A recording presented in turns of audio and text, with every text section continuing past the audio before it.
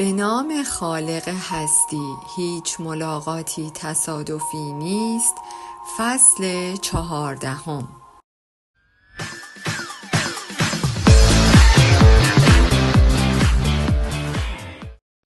هر طایفت به جانب خویش کشند، زاغت سوی ویرانه و طوطی سوی قند. مولانا.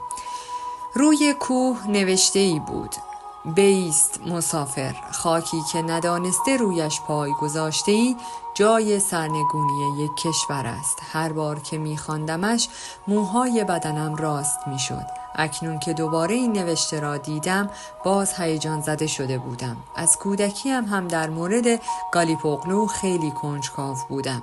خیلی دوست داشتم داستانهایی را که اینجا اتفاق افتاده است بخوانم. چندین بار خواندم. در جنگ چاناککاله، زمانی که در جبهه عثمانی 250,000 نفر شهید شده بودند، در جبهه مقابل 252,000 نفر جان خود را از دست داده بودند. در مقابل کودکان 15 ساله‌ای که برای محافظت از وطنشان به جبهه جنگ رفته بودند، سربازان جوانی به میدان آمده بودند که اصلاً متوجه ماهیت جنگ نبودند. یکی در آنجا بود تا از کشورش محافظت کند و دیگری به اجبار وارد جنگی شده بود که علتش را هم نمی‌دانست. وقتی فکرم مشغول بود و عمیقاً به اطراف نگاه می کردم، متوجه شدم که دنیز دارد با گوشیش از گوشه و اطراف عکس می گیرد. یک لحظه چشم در چشم هم شدیم. اگرچه حساسیتم روی گوشی کمتر شده بود، از نگاه هم متوجه شد که با دیدن گوشی ناآرام شدم. با خجالت گفت: بسیار خوب، بسیار خوب، ولی تو هم به من حق بده. در این دوره و زمانه عادتهایم خیلی در ما تنیده شده اند. میدانی که نهایت تلاشم را می کنم. مگر من بیش از فرجه روزانه‌ام از گوشی استفاده کردم؟ بدون اینکه برای من جای حرفی بگذارد خودش مسئله را مطرح و حل و فصل کرد. لزومی ندیدم روی این مسئله بایستم. علاوه بر این، همین که از نگاه‌هایم متوجه منظورم میشد نشان میداد که خیلی در شناخت هم پیش رفته‌ایم. از او پرسیدم آیا داستان سید اونباشی را میدانی؟ گفت نه. سرباز ترک در زمان جنگ جهانی اول بود که در جنگ چاناککاله می جنگید. مهمات تمام شده بود. ناامیدی داشت. خودش را بین افراد نشان میداد. او توانست کاری را به تنهایی انجام دهد تا دوستانش را نجات دهد. بدین صورت از کشورش محافظت کرد، کاری که هیچ انسانی قادر به انجام دادنش نبود. انجام داد. باروت 276 کیلوگرمی را تنهایی حمل کرد و در توپ گذاشت. با آن توپ یک کشتی دشمن را منهدم کردند. بدین صورت تقدیر جنگ تغییر کرد. داستان این سید بزرگ را هر بار که مرور کنم من را بسیار تحت تأثیر قرار می دهد. انسان وقتی باور داشته باشد می تواند مرزها را هم بشکند. می تواند غیر ممکنها را هم ممکن کند. آن سالها چیزی از حمل باروت و تغییر جریان جنگ به خاطر کار او به کسی نگفتند. پس از 11 سال آتاتورک از فرماندار آن منطقه پرسیده بود اینجا باید فردی به نام سید اونباشی بوده باشد. سپس دستور داد که او را پیدا کنند و گفت من باید او را ببینم. فرماندار آن منطقه در تعجب ماند. او نمی‌دانست سید اونباشی در کدام روستا زندگی می‌کند و مطمئن نبود که او را می‌شناسد یا نه. روز بعد ژاندارم‌ها شروع به جستجو کردند و در نهایت خانه او را پیدا کردند. سید اونباشی به کوه رفته بود تا زغال بخرد. وقتی شب به خانه‌اش برگشت از دور دید که ژاندارم‌ها جلوی در خانه‌اش هستند، اما ناخواسته با دیدن آنها می‌ترسید، چون فکر می‌کرد به خاطر قاچاق زغال می‌خواهند او را جریمه کنند. به همین خاطر تصمیم به فرار می‌گیرد که ژاندارم‌ها فریاد می‌زنند کاری با تو نداریم، فرار نکن. سید دنباشی میپرسد جرمم چیست؟ چرا جلوی خانه‌ام منتظر من هستید؟ ژاندارم در جواب میگوید عالی جناب میخواهد تو را ببیند. سید دنباشی جواب میدهد خب پس زودتر برویم. اما یک لحظه به این فکر کرد که چطوری با این وضعیت باید به آنکارا برود. یک لحظه نگاه کرد، دید حتی شلوارش پاره است، سر و وضعش به هم ریخته است، حتی پول خرید بلیت قطاری که بتواند با آن به آنکارا برای دیدن شاه برود را هم ندارد. بعد ژاندارم میگوید که عالی جناب در هاوران منتظر توست. سید دنباشی از شنیدن این مسئله خوشحال می شود. در نهایت او را پیش فرماندار می برند. فرماندار وقتی به سید نگاه می کند می بیند که سر و وضعش اصلا مناسب نیست. شب هنگام یک سلمانی پیدا می کند تا به ریشهایش سید و موهایش رسیدگی کند. فرماندار کت خودش را به او می دهد، اما آستین‌های کت برای سید کوتاه می شود و دکمه هایش هم بسته نمی شود. با این وضعیت سید را پیش آتاتورک می برند. سید می گوید خوش آمدید سرورم. آتاتورک در جواب می گوید در اصل تو خوش آمدی. 2 روز بود منتظر تو بودم. کجا بودی؟ در کوه بودم سرورم، پیش بزهایم بودم. مشغول به چه کاری هستی؟ چوپانی می کنم سرورم. آتاتورک که می خواهد زحمات سید را جبران کند از او می پرسد چه خواسته ای داری؟ تو جریان جنگ را تغییر دادی. این ملت به تو بدهکار است. بگو چه می خواهی؟ آن موقع هم از تو پرسیدم، گفتی کمی غذا، اما 2 روز بعد آن را هم نخواستی. پس دادی و نخوردی. نظرت چیست به تو حقوق بدهیم؟ سید می گوید نه، نیازی نیست. ما آن روز به وظیفه امان عمل کردیم. به خاطر گرفتن حقوق انجامش ندادیم سرورم. سید دنباشی همیشه خود را با این مناعت طبع، ادب، قدرت، باور و انسانیتش الگو قرار داده است. وقتی این داستان را تعریف کردم، دنیز هم خیلی تحت تاثیر قرار گرفته بود. باز هم حق با استاد بود. گفته بود هر انسانی برای هدفی خاص به این دنیا می آید. سید دنباشی هم خود را وقف هدفش کرده بود، نه به بهای زندگی کردن که به بهای به خطر انداختن جانش. گفتم انسان وقتی چیزی را باور کند و خود را وقف آن هدفی که باورش دارد کند، چه کارها که نمیتواند انجام دهد مگر نه؟ دنیز گفت واقعا از هر لحاظ انسانی خوبی بوده، مگر با پول میشد او را خرید؟ در کدام مدرسه میتوانی چنین چیزی یاد بگیری؟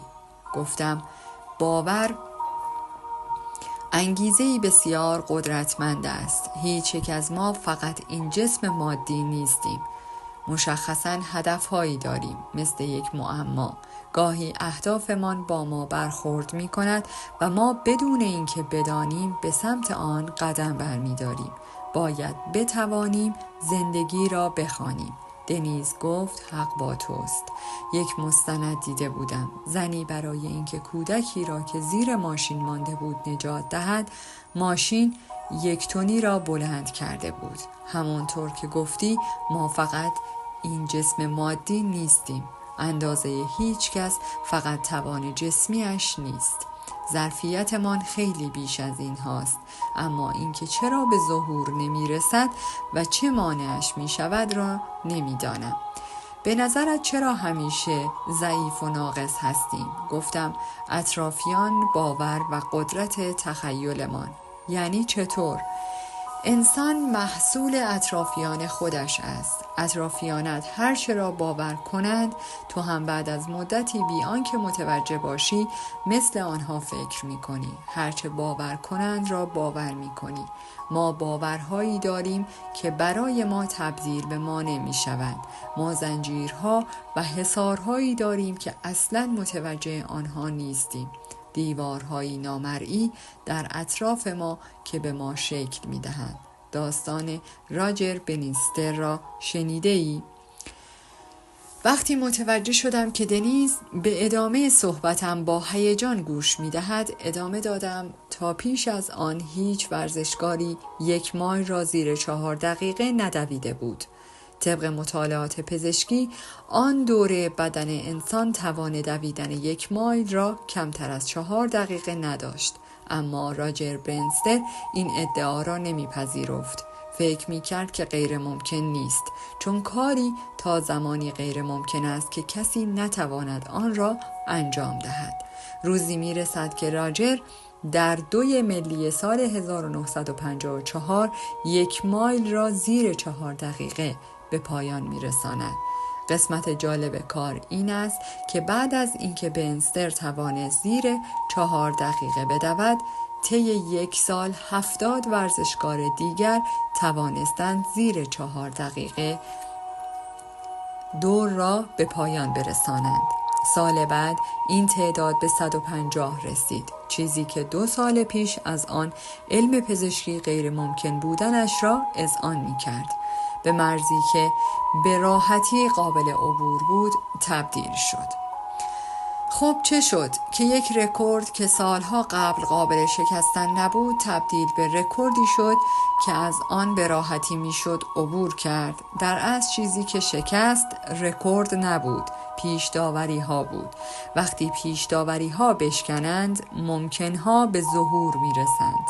سعی کردم برای دنیز شرح دهم که پیش داوری های اطرافیان چقدر میتواند محدود کننده و مقاوم باشند. گفتم برای همین باید دقت کنیم که اطرافمان با چه کسانی پر شده. بی خودی نیست که بزرگانمان گفتند به من بگو دوستت کیست تا بگویم کیستی. مولانا هم میگوید هر طایفه‌ای به جانب خیش کشند، زاغت سوی ویرانه و طوطی سوی قند. ما متوجه قدرت و ظرفیتمان نیستیم، نمیدانیم که قادر به انجام دادن چه کارهایی هستیم. دنیز گفت حرفهایت را قبول دارم. ببین مثلا حدود 24 ساعت هست که چیزی نخورده ایم، اما من احساس خوبی دارم. روزانه 3 وعده غذا میخورم. حتما چای یا قهوه را با میان وعده میخورم. اگر این کار را نکنم دستانم شروع به لرزیدن می کند. توانم کم می شود و زود عصبانی می شوم. اما الان دارم کاری غیر ممکن را انجام می دهم و مشخصاً تلفن همراهم. قبلا هم ممکن بود چند روزی غیبم بزند، اما تا حالا دیده نشده است اینقدر از تلفنم دور بمانم. اما یاد گرفتم که لمس کردن زندگی قشنگتر از لمس تلفن همراه است. راستش به خودم افتخار می کنم. دنیزی که نمی توانست چند ساعت گرسنه بماند، با اینکه 24 ساعت از لقمه‌ای به دهانش نگذاشته، هنوز قدرتمند و نیرومند است. شاید هم گرسنگیش منشأ فیزیکی نداشت و احساساتش گرسنه بودند. وقتی احساساتش سیر می شوند، بدنش هم دیگر او را آزار نمی دهند. سالها قبل هم اگر چند ساعت گرسنه می ماندم عصبانی می شدم و بدنم بی طاقت شده و انرژیم تمام می شد. فکر می کردم بیمار شدم. برای همین به دکتر مراجعه کرده بودم، اما آزمایش ها چیزی نشان نمی داد. مسئله به کلی در چیزهایی بود که یاد گرفته بودم. اگر گرسنه بمانی می میری. هرگز وعده‌های غذاییت را فراموش نکن. با فراموش کردنشان مغزت درست کار نمی کند.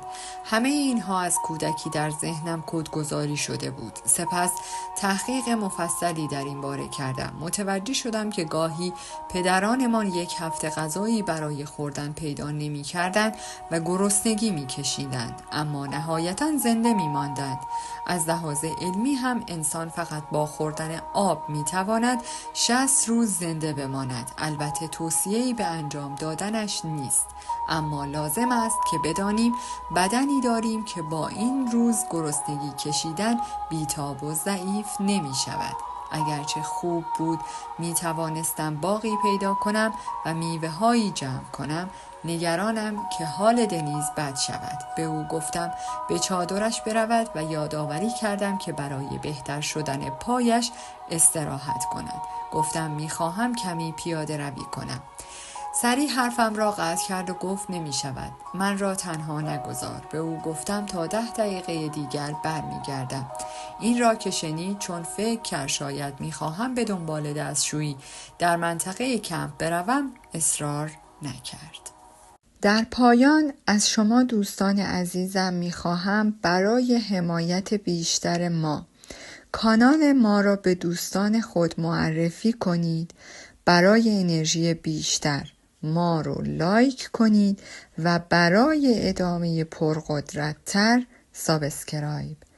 تا درودی دیگر، درود و 200 بدرود.